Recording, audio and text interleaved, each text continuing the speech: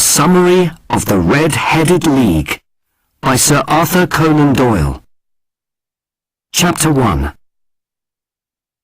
One day, Dr. Watson visited his friend Sherlock Holmes at his home in London.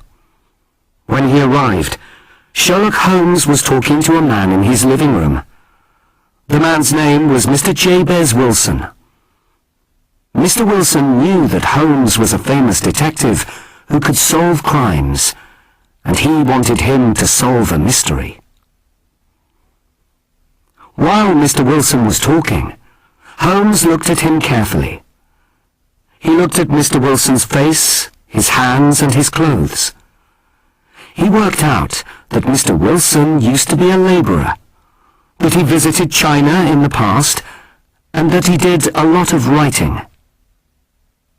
When Sherlock Holmes told Mr. Wilson this information, he was very surprised, because everything Sherlock Holmes said was true. Mr. Wilson decided that Holmes must be a wonderful detective. Mr. Wilson started telling Holmes his story.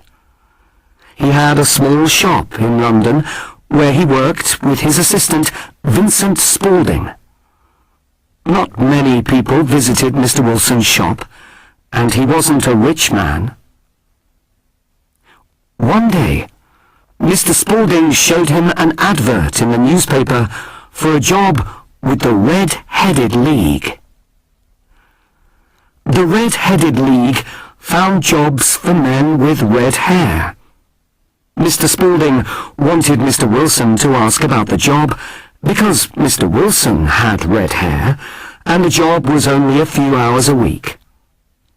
The money could really help Mr. Wilson and his small shop. That afternoon, Mr. Spaulding took Mr. Wilson to the Red-Headed League. There were a lot of men waiting outside the office, and they all had red hair. But Mr. Spaulding pushed past all the men until they were outside the door. They went inside and met the manager, Mr. Duncan Ross, who told them about the job. The person who got the job would have to come to the office every day between 10 and 2 o'clock. He wouldn't be able to leave the office during this time.